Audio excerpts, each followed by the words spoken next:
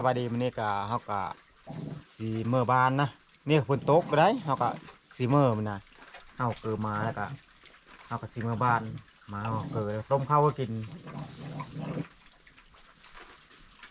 มาก็เกิดต้มข้าวกินยังจ้อยอยู่สงสัยมันโซ่มานะ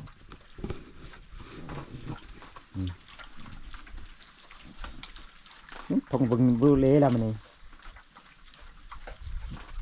ต้มข้าวกินข้าวมือลูกมันโซ่เม็ด3 โตกับแม่มันใส่มันไข่หมานะเตะทางหน้าทางหลังเตะเม็ดมีรถนะเมื่อได้หรือบ่แล้วยันดำโทมจากทางกันฝนตก6 มื้อ 6 คืนเลยเม็ดคืนจะเจ้งเลยก็เงียบเม็ดมือฝนตกนะเฮาก็หาอยู่หากินกับมันบ่ได้นะไปกับฝนตกเมื่อวานกับ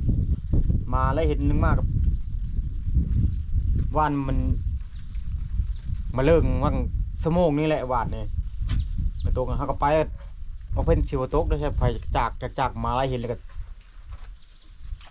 ฝนตกแล้วก็ลงกึ้นแล้วก็เฮาก็มาเลยวาดนี่นะอายุหากินกันยะนะฝนตกนี่วันนี้เฮาก็มื้อซากแบตก็ลงคลิปก็บ่ได้สัญญาณเน็ตก็บ่แห้งเพิ่นเงินเน็ตก็เติมก่อนเฮาเติม 95,000 ได้3 มื้อเม็ด 95,000 นะเน็ตกระเปิงอันนี้นะเติง1,500,000ก็ได้แต่10ปลายมื้อนึงมากุมเดินถึง300,000บ่เติมเน็ตก็มันเฮาก็ซิเมอร์นะ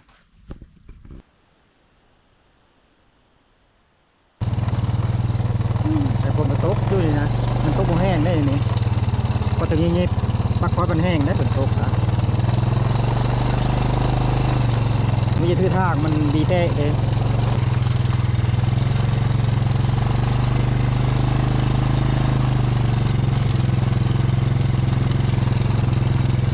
ถ้าก็คอยมา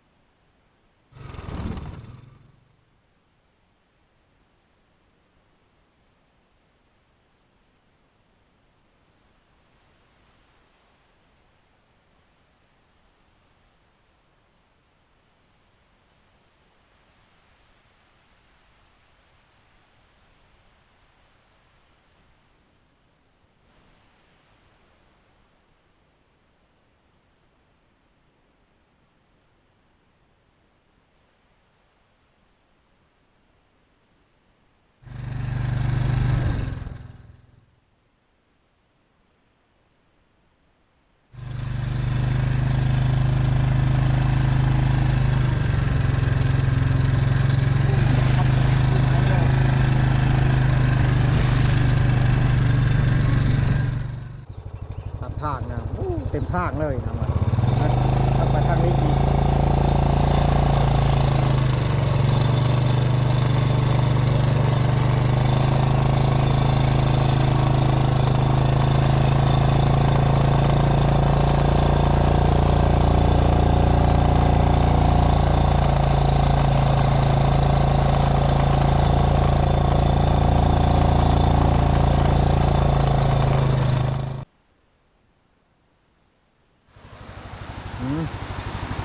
จะลงได้บ่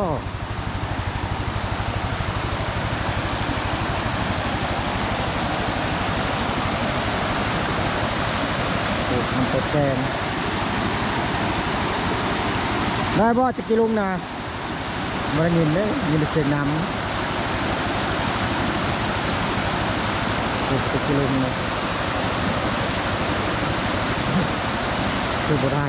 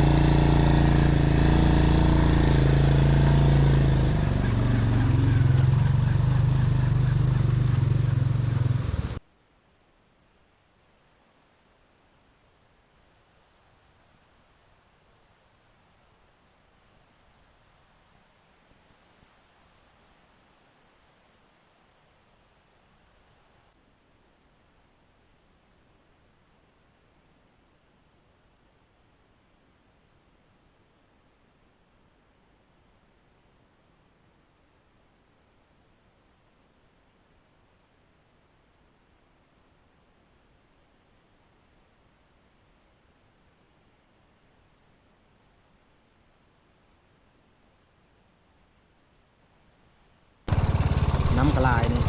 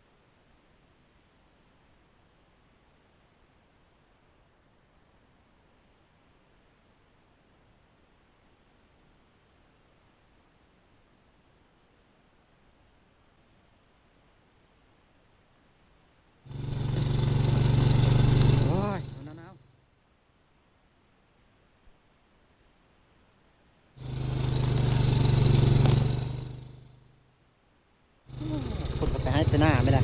เอาบานกัน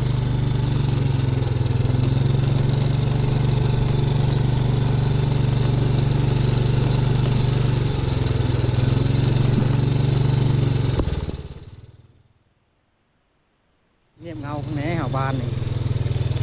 มีหัวคน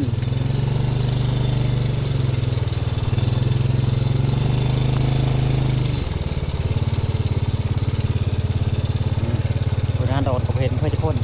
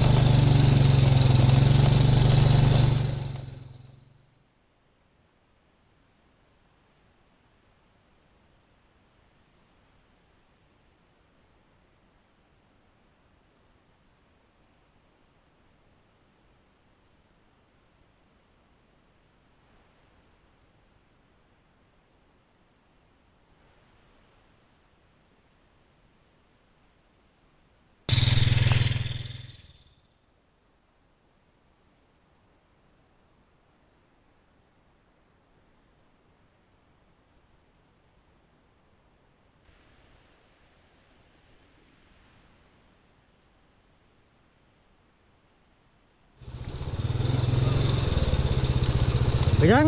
ยืมแค่คนนี้แหละฮะมีนาวบ่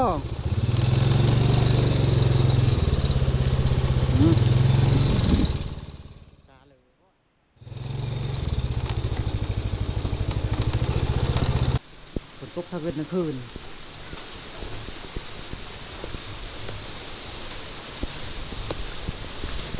นี่แต่ก็บึงน้ำปักหน้าน้อยละลายที่ไหน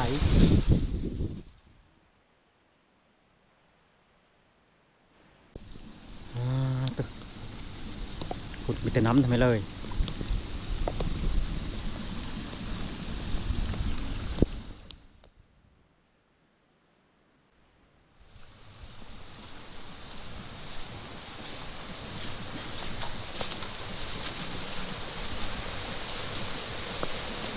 น้ำจงโอเคงเลยฮะตีนหมูตีนหมูชิ้นหมูป้าตีนหมูป้านะกบกัดต้มตีนหมูตะหึงเลยเขาได้นะจะกินทันเม็ดอยู่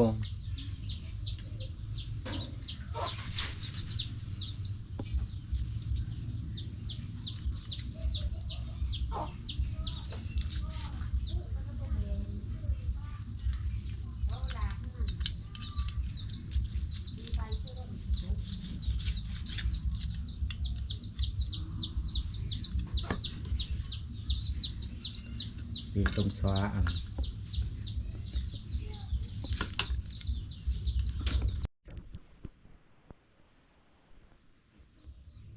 สวาเสื้อขมายผมได้ถ้าสวาเป็นเสื้อขมายกับบเซฟได้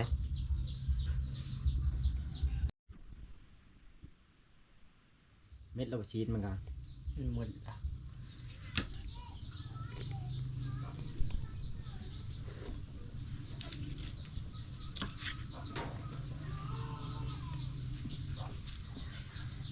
มาขอนี่กินก่อน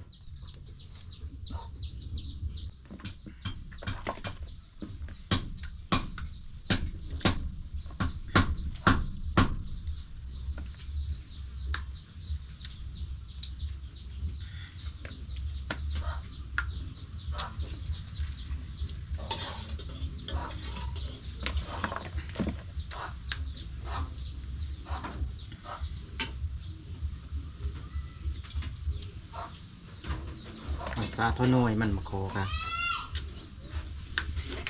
แล้วเราก็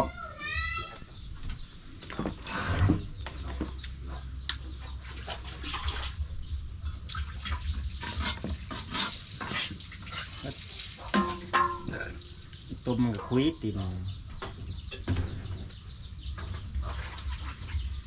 เม็ดชีนมันละต้มตีนมัน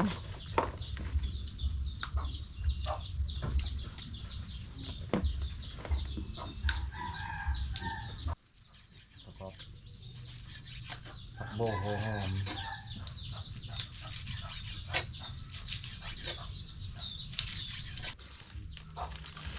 มันเป็นมาปรุงเสร็จเอง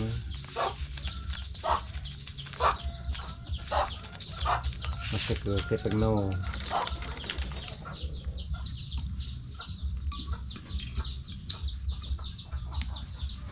เจียวขี้ดิบเห็ดยี่ข้างแน่นะเจียวกันม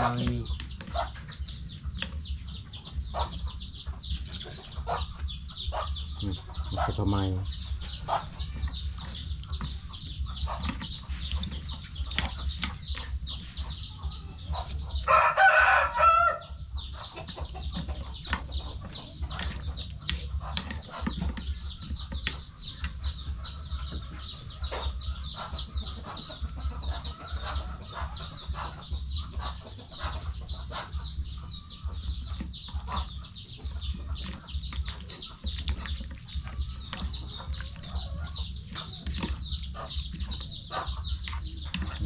แซ่บได้เป็นซาตินหมูได้ครับชิมเลยแซ่บบ่แซ่บบ่ครับแซ่บละก็แซ่บตีนหมูป่าตีนเดียวได้นี่เต็มถ้วยแล้วตีนหมูป่านะมันต้มเขาต้มมันกำลังคุยนะเขาก็ มาซับโคโต้อันนี้แม่ก็แบ่งพักเสร็จไหมนี่สามโคนี่นะทำไมเอาเสือเด้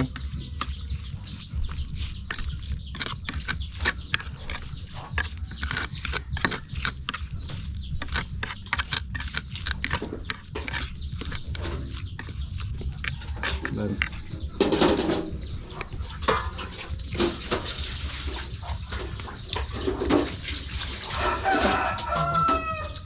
แซ่บได้สามคอก็ได้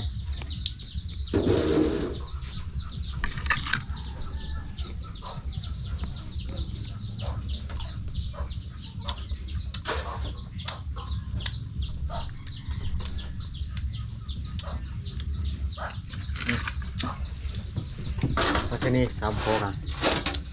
ขึ้นกินกำไม่กินกำ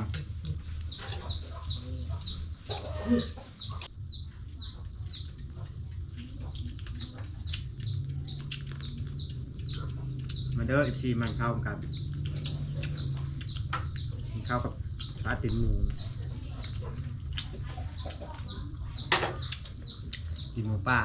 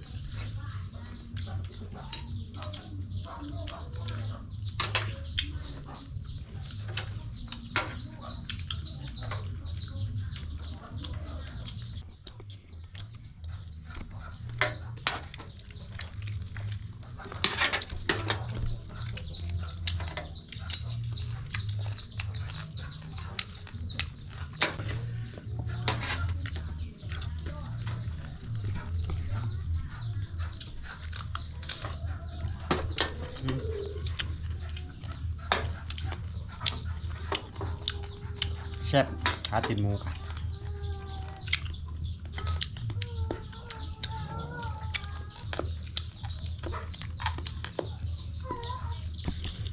มีสามคอตัวนี้